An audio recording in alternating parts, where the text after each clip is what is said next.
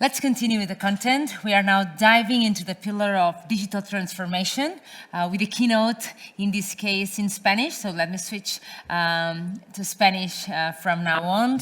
En este caso vamos a hablar sobre el impulso de la transformación digital en Europa y en España.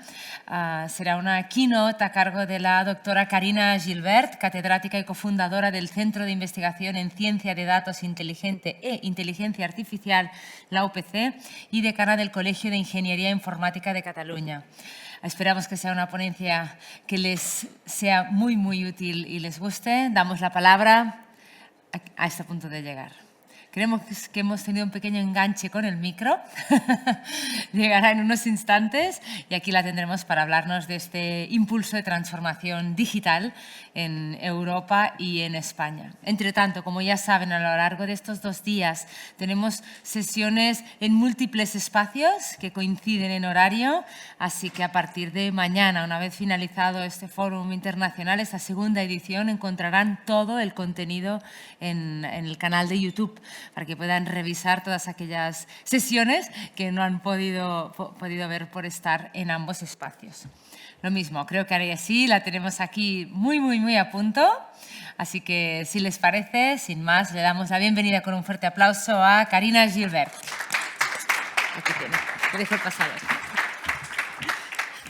Muchas gracias. Perdonar que hemos tenido un pequeño problema técnico con la cinta, el micro, no sé qué, y era como un show. Buenas tardes. Castellano, ¿no? Vale. A mí me han pedido que hable del impulso de la transformación digital en España y lo que está pasando un poco aquí a nivel local y a nivel europeo. Y empezaremos haciendo un poco de reflexión de que en realidad estamos en un momento de transformación digital muy potente y que está reconocido por la Organización de las Naciones Unidas, que desde 2018 estamos transitando a un nuevo orden social, que es lo que ellos llaman sociedad digital, y que va a venir mediado porque la infraestructura digital será la infraestructura básica sobre la que se sustentará toda la organización social, económica y cultural de la próxima generación, como si dijéramos, ¿no?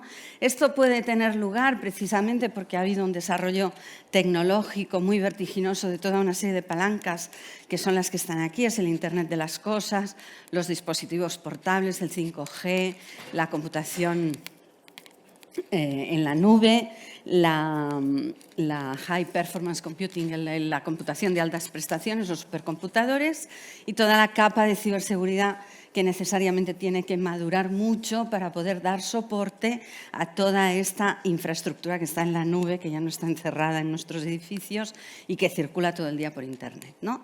Todo esto que crea las infraestructuras digitales para poder medir más, mejor, más rápido, más cosas de más lejos, compartirlas con los que están en el otro lado del planeta, etcétera, etcétera, no resuelve el problema de entender cuál es el valor añadido de estos datos, porque para poder entender esto no basta con recogerlos y moverlos y guardarlos, sino que los tenemos que analizar, ¿no? Entonces es la inteligencia artificial la que entra a escudriñar en todas estas bases de datos tan complejas y es capaz de extraer los modelos y el conocimiento añadido o el valor añadido que aportan estos datos a las organizaciones. Entonces, en contra de lo que uno podría pensar, la inteligencia artificial no es de ahora, no es ChatGPT, no es solo ChatGPT, sino que es una disciplina que nace en 1956 en la Escuela de Verano de Dartmouth, donde John McCarthy reúne 10 personas que se encierran 2 meses a pensar si es posible especificar la actividad inteligente de tal manera que pudiéramos conseguir máquinas que imitaran este comportamiento inteligente. Y es relevante ver que en 1956 el dato no forma parte de la inteligencia artificial, sino que esto es una cosa que aparece mucho después, aparece en los años 80, cuando ya constatamos y aceptamos y nos damos cuenta que el enfoque basado en el conocimiento puro, que era el que servía para hacer sistemas expertos, no escala, porque se enfrenta a un reto que sigue sin resolver, que es el conocimiento implícito de los expertos. Los expertos, cuando razonan, manejan un montón de cosas que no saben que manejan, que no pueden llevar al verbal, que lo utilizan para tomar las decisiones, pero que no transmiten jamás a una máquina. Por tanto, siempre tenemos máquinas que están pensando en ausencia de conocimiento relevante, que por tanto acaban pensando mal, como si dijéramos, ¿no? Entonces es cuando hay alguien que dice, bueno, pues que no nos lo expliquen los expertos cómo piensan, que nos den muchos ejemplos, que hagan ellos los diagnósticos, construiremos nosotros máquinas que pongan en relación esos datos con estos diagnósticos, y aquí aparece, y estamos en los años 80, el machine learning, que por primera vez pone el dato en el foco central de la inteligencia artificial y de donde después derivará el deep learning y más tarde la IA generativa, ¿no? Al final lo que tenemos es una herramienta, una disciplina que nos permite comprender la complejidad en ámbito transversal, en cualquier campo de aplicación. Y una vez nosotros hemos entendido por qué pasan las cosas, qué está pasando y por qué pasa, podemos gestionar mejor, medir mejor, controlar mejor, posicionarnos mejor y eventualmente nos podemos anticipar porque podemos intentar predecir con antelación lo que va a pasar y podemos hacer todas estas estrategias de maniobro para conseguir que lo que está bien y me gusta que pase, pase más y lo que no me gusta que pase, pase menos, ¿no? Al final, las herramientas o las fuentes de información en las que sustenta la inteligencia artificial son esos datos que se van a manejar desde un principio intrínsecamente algebraico. Podemos sofisticar mucho los criterios, podemos utilizar criterios más estadísticos o más sofisticados, que ya serían los de Machine Learning, pero estamos en este principio algebraico. Por otro lado, tenemos este conocimiento que tienen los expertos, que podemos llegar a modelarlo de forma objetiva y formal, y lo podemos procesar también de forma objetiva y formal, lo único que vendrá falto de lo que se llama la hipótesis de completitud. Es decir, no podremos asumir nunca que este conocimiento que nos da un experto es completo. Siempre tenemos que pensar que va a haber cosas que no estarán. Y en este sentido ahora se está forjando una tercera generación de inteligencia artificial, que es lo que llamamos las inteligencias artificiales híbridas, que lo que hacen es que donde no llega el conocimiento que nos da el experto, llegan los datos, combinan las dos cosas y con esto se consigue mucha más performance y se consigue modelar realidades todavía más complejas de las que ya estamos modelando hoy en día, ¿no? El formalismo a través del cual se maneja el conocimiento en inteligencia artificial descansa sobre teorías de tipo lógico, que al final es cierto que es un tipo de álgebra, pero nos llevan más a toda la parte de razonamiento, de evaluación de conocimiento, etcétera, etcétera. Y la tercera pata tecnológica es los lenguajes de programación que permiten convertir en algoritmos todos estos métodos y construir sistemas que los implementen, ¿no? No hace falta decir que en un entorno de transformación digital, el marco ético a través del cual desarrollaremos esto va a ser muy fundamental. En 2020, AI Watch, que es el observatorio de la inteligencia artificial de la Comisión Europea, revisa el área de conocimiento a la luz de todo el desarrollo del Big Data y del Cloud y del Deep Learning. En aquel momento todavía no teníamos IA generativa y por tanto aquí nos sale. ¿Esto pinta o no pinta? No pinta. Vale, pues no pinta. ¿Pinto aquí? No. No. Pero bueno, aparecen en este mapa que no estaban antes algunas cosas importantes, como por ejemplo el vehículo conectado, ¿vale? Que tiene una complejidad tan grande, integra tantos sistemas de inteligencia artificial diferentes en un solo sistema, que necesitas preocuparte de cosas que van más allá de las técnicas individuales. Y después tenemos aquí un campo en el cual yo he podido trabajar en estos últimos años bastante, que es la ética de la inteligencia artificial y la filosofía, que antes estaban fuera del área, se ocupaban los humanistas de estas cosas, pero ya hemos visto que también necesitamos que los ingenieros estén con estos humanistas en un área común trabajando todos estos temas, ¿no? Entonces, entro ahora en una fase donde repaso o reviso algunos de los proyectos de inteligencia artificial que hemos trabajado a lo largo de estos años, un poco para ver que realmente son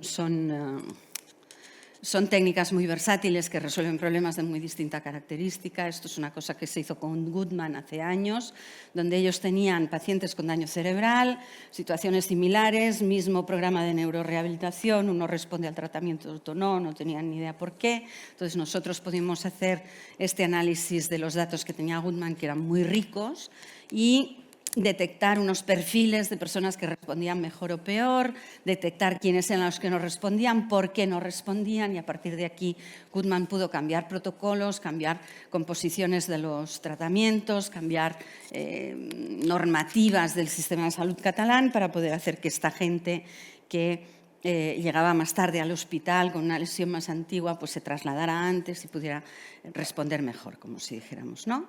Después tuvimos otro caso con Goodman, que trabajaba con gente de spinal cord injury, lesión medular, perdón, donde ellos veían que las personas salían del hospital después de estos ingresos largos, donde se detecta que tu accidente ha sido fatal y no vas a volver a andar, ¿no?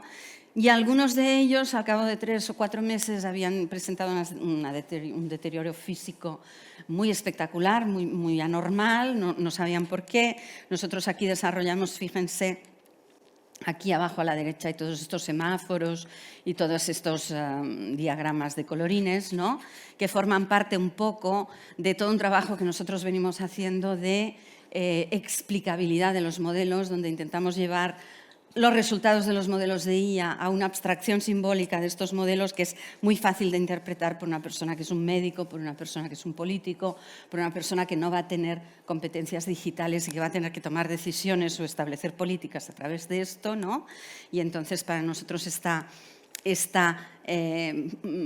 este postprocesamiento del modelo en sí, llevar de la parte técnica a este soporte explicativo es muy importante porque es lo que genera el call to action, que se llama, ¿no? Entonces aquí también detectamos cuáles eran los casos donde la gente deterioraba más rápido, pudimos ver por qué y también se pudieron tomar medidas al respecto, ¿no? Esto lo llamamos un gráfico de trayectorias. Después hemos trabajado más en...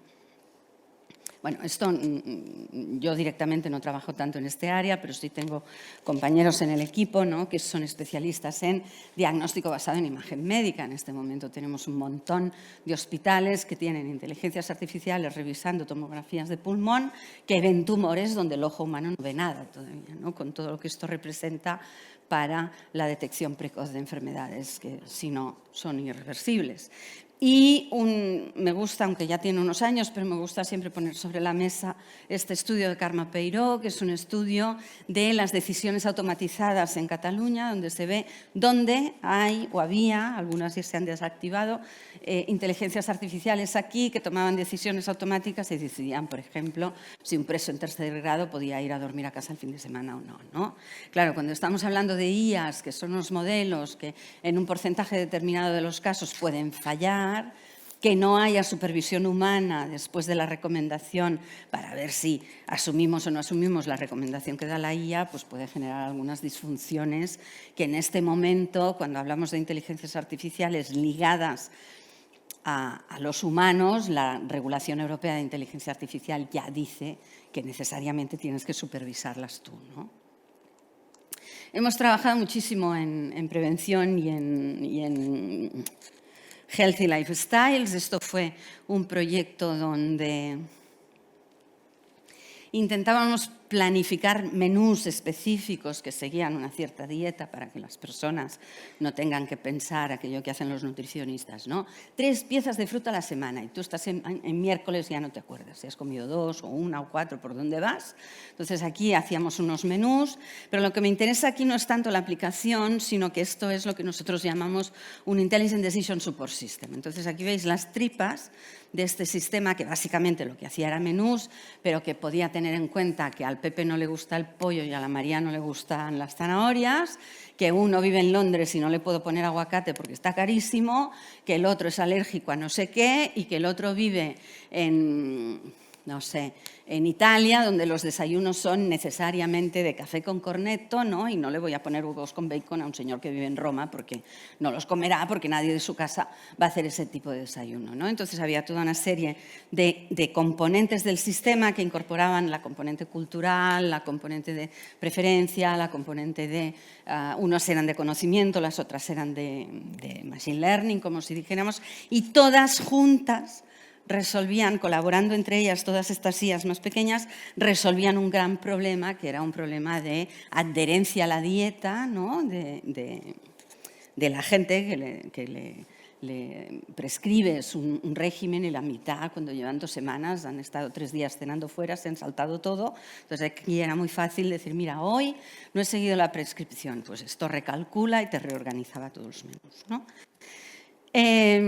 Y de la misma manera, cuando hablamos de seguridad y de bienestar, tendríamos ahora toda esta IA que tiene que ver con los tejidos técnicos, que da seguridad en el trabajo, que tenemos el ambient intelligence, ¿no?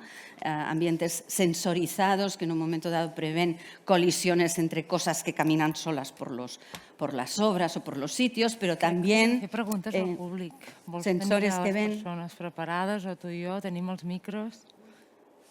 También cámaras que están en las gafas de un soldador, por ejemplo, y que pueden detectar que el iris ha dejado de moverse, que esta persona lleva demasiadas horas trabajando, que se está cansando, que hace mucho calor y que si no le lanza un pip y bebe agua seguramente se desmayará. O que tienes un operario que está intentando levantar un peso con una posición que le generará una lesión lumbar, seguramente, ¿no? Entonces, todo esto, conductores que están conduciendo demasiadas horas y con este tipo de inteligencias artificiales puedes lanzar la ayuda y decir, tío, párate, porque te la vas a pegar, ¿no? Entonces, todo lo que tiene que ver con cómo acompañas a la persona en tareas más o menos peligrosas y puedes evitar accidentes y incidentes de este estilo, ¿no? Es otra cosa que se hizo con la Estrategia Catalana de Inteligencia Artificial, que ahora cierra, está empezando la segunda ya, pero en este caso lo que intentábamos era ayudar a que se pueda aumentar el engagement de la población civil al servicio de Bicing, que básicamente si vas un día y no encuentras bici o vas otro día y no la puedes aparcar porque está lleno, hay lo que se llama una discontinuación del servicio y tú al final dices, pues ya no voy en bici, ¿no? Y lo que hacíamos era detectar con un día de antelación en qué zona de la ciudad iba a pasar un evento de discontinuación. Esto fue un piloto que hicimos con datos de la ciudad de Barcelona y los 2 picos que estáis viendo aquí estaban avisando con un día de antelación que habría problemas en la zona de Plaza España porque estaban vinculadas al Pirotècnic de la Merced. Entonces, esto conectaba directamente con la agenda de la ciudad y no solo te lanzaba la alarma, sino que te decía, la programación en esta zona es esta, mira a ver tú si sabes entender por qué te está pasando esto, ¿no? Entonces, con esto, la compañía que gestiona el Bicing un día antes podía planificar la instalación de lockers portátiles y permitir que no se discontinuara el tema, ¿no? Pues hay toda una parte de Assistive Technologies. Este es un proyecto de hace muchísimos años del grupo nuestro que dio lugar a patente y que ahora está en fase de industrialización, que no sabemos si al final saldrá o no saldrá al mercado, pero es un caminador inteligente que tiene unos sensores aquí. Entonces, si esto lo conduce una persona con deterioramiento cognitivo, como una persona de Parkinson, por ejemplo, los sensores detectan los episodios de temblor o de parálisis. Entonces, pueden tomar el control del movimiento, arrastrar a esta persona con mucho cuidado hacia una zona segura y avisar a la familia, ¿no?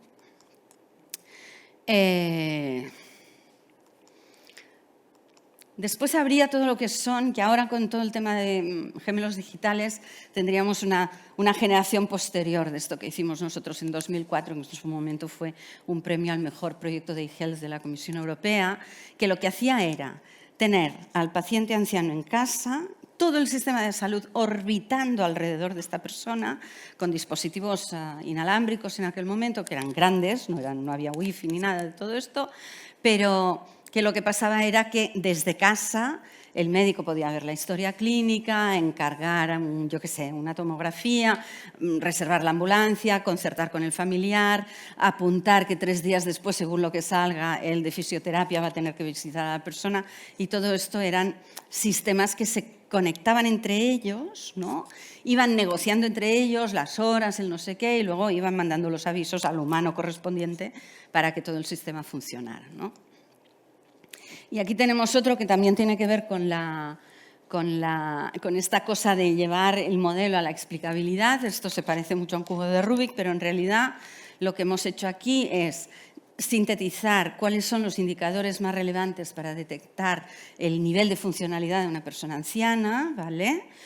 Y poderla representar en este mapa, en unos perfiles que son persona de alta afectación, de poca, de baja o de media. Entonces, la gracia aquí es que un clínico, cuando le llega al paciente, le hace 3 preguntas, puede ubicar al paciente dentro de este mapa, puede saber a qué perfil pertenece, por tanto, qué tipo de tratamiento le conviene, y a lo largo del tiempo puede ver cómo se mueve la persona hacia aquí, puede ver si el amarillo evoluciona a verde o evoluciona a rojo, y a partir de aquí ir planteando cómo plantea el tratamiento, como si dijéramos, ¿no? También hay IA que trabaja en estos niveles más altos de decisión, que son lo que son las políticas públicas. En este caso era la Organización Mundial de la Salud, que quería desplegar servicios de salud mental en los países pobres, y lo que hizo fue, nosotros hicimos todo un análisis de los datos de estos países, y aquí también hicimos un trabajo de llevar la semántica de todos estos indicadores al modelo de resultados y sintetizar esta especie de lienzo donde tenemos en el primer paquete variables de recursos, en la segunda de cómo se está tratando la enfermedad mental, sin más en plan inclusión social o en plan frenopático y electroshock, ¿no? Después hay un tema de entidad legal, cada fila es un grupo de países. Entonces, fijaros que aquí, cuando hablamos de conocimiento accionable, no hace falta ser muy listo para saber que los de abajo no tienen nada, ¿no? Y en cambio, bueno, practican esto de la inclusión social más que los otros, porque bueno, como no tienen nada, deben tener unos misioneros allí que están atendiendo a la gente. Por tanto, aquí el plan de acción es empiezo de cero, invierto y construyo todo el ecosistema desde cero, ¿no? ¿Y aquí qué había? Pues había Etiopía, Burundi, Tanzania, los países estos más pobres. Pero arriba hay un paquete de países que tienen de todo, están muy verdes en recursos y están fatal en tratamiento, porque todavía tienen a la gente en frenopáticos matados a electroshocks, ¿no? ¿Quiénes eran estos? Las repúblicas que venían de la desmembración de la Unión Soviética en aquella época. Entonces está claro que aquí no hay que invertir, hay que transformar el servicio, ¿no? Por tanto, con este tipo de herramientas tú puedes explicar realidades muy complejas que a golpe de ojo, si tú eres el experto, no sabes nada de IA, de integrales, de estadística, de variancias, no sabes nada de nada, pero con esta imagen tú sabes lo que tienes que hacer, que es un poco lo que da este soporte a la toma de decisiones, ¿no? Bueno, aquí hay proyectos que podría estar contando, proyectos variados que me voy a saltar. Y hay también todo este tema del aprendizaje personalizado, ¿no? Por ejemplo, Woodman tiene este Serious Game que hace rehabilitación cognitiva y que va adaptando el nivel de dificultad de la tarea y el tipo de tarea en función de cómo responde el paciente en cada momento. Y tenemos estos famosos NAOs, ¿no? Que ayudan a hacer rehabilitación física a los niños como si fuera un juego. Les van diciendo, no, venga, repite, que no lo has hecho bien. Y es así como una cosa como divertida, ¿no? Todos los simuladores que permiten hoy en día entrenar a un cirujano sin que tenga que estar abriendo cadáveres todo el día o que te enseñan a esquiar, por ejemplo, ¿no? Y cuando llega la IA generativa, que todo esto que os estoy explicando es pre-IA generativa y lo pongo porque es interesante entender que podemos hacer mucha IA que resuelve muchas cosas sin gastar 78.000 kilovatios hora, ¿vale? Y que, por tanto, necesitamos un poco hacer este ejercicio de contención y pensar dónde hay que aplicar IA generativa que realmente está aportando un valor que sin ella no podemos resolver, ¿no? Si tenemos que ver cómo se pliegan las proteínas en el ADN, pues ahí sí, ahí 78.000 kilovatios la hora, todo el Mare Nostrum y lo que haga falta, ¿no? La felicitación de Navidad de la tía, igual no, con el ChatGPT, igual nos la pensamos y no.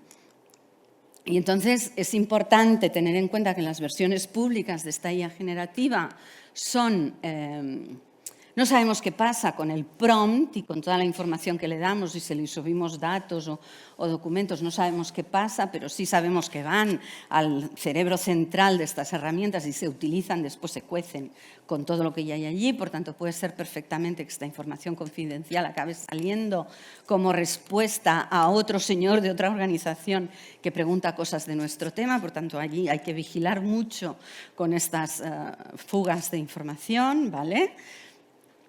Y una cosa que está haciendo muy bien la IA generativa y que a la larga va a romper la brecha digital es comunicar. O sea, tú puedes transcribir texto, traducirlo, ponerlo de subtítulos, recoger las actas de un Teams que se ha grabado sin tú hacer nada, y todo esto lo hace bastante bien. En las traducciones automáticas todavía hay que revisar un poco, pero bueno, que aquí en Cataluña, si queremos trabajar en catalán, tenemos todos los recursos de AINA, ¿no? Y entonces aquí esto, por ejemplo, nosotros lo hemos aplicado para internacionalizar un programa de género justamente, donde tenemos unos vídeos que son la formación, que están en catalán. Pues ahora los hemos subtitulado al catalán y los hemos podido traducir a no sé cuántos idiomas, y esto va locutando en catalán por todo el mundo con una subtitulación en el idioma que la persona necesite, ¿no? Lo que hace bien la IA generativa: leer en voz alta, transcribir, traducir, sintetizar texto, etiquetar. Esto es una noticia voy terminando. Esto es una noticia de deporte, esto es una noticia de salud y esto es una factura. Narra, le das un rational y te puede construir un texto sobre esta ideación. Lo que no hace bien es de enciclopedia, porque esto es un asistente conversacional, no son Google+.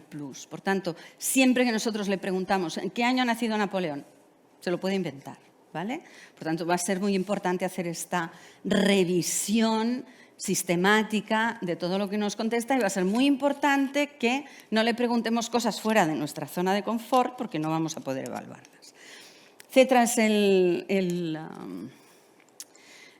¿cómo se llama? La comisión de expertos del Gobierno que hemos hecho las propuestas de reforma para poder incorporar inteligencia artificial en la administración digital. Y esto, y aquí si quieren pueden apuntar el QR, es un decálogo que acabamos de sacar de recomendaciones de cómo usar la IA generativa en un marco seguro para no meternos en líos, ¿no? Y dar recomendaciones de estas que he estado comentando ahora. Al final, tenemos una herramienta que bien usada funciona muy bien, que si no la usamos bien puede tener muchos riesgos porque es un modelo y falla. Tenemos que saber entender cuándo viene este fallo. Y en Europa hemos desarrollado todo este modelo ético que luego hemos destilado en la regulación europea de IA, porque lo que queremos es una IA centrada en la persona para el bien común, segura y confiable, ¿no? Entonces, aquí, estas recomendaciones éticas, hay una parte que va a la ley y otra no. Por tanto, entre ser legal y ético hay una diferencia sustancial hoy en día. Nosotros abogamos para fijarnos mucho en este marco ético. Este es todo el recorrido desde la Ley Europea de Protección de Datos hasta que ahora acabamos de estrenar la estrategia nueva de inteligencia artificial de Cataluña, y no me entretengo más. Tiene todos estos ejes de talento, investigación, innovación, sector público y todas estas cosas, ¿no? Cataluña tiene un sello de aplicación ética de inteligencia artificial que es público y abierto, y podemos evaluar cualquier herramienta de IA para saber en qué ejes éticos la tenemos más inmadura, como si dijéramos, y podemos comprar o implantar IA con este conocimiento de base, ¿no? Y la cosa importante que tenemos que tener en cuenta, y con esto ya cierro, es que si no tenemos experiencia, empecemos implantando IA de puertas adentro en alguna cosa para eficientar un proceso interno de la organización, que si sale mal no tengamos riesgo reputacional, ¿no? Esto sería quizá el último mensaje.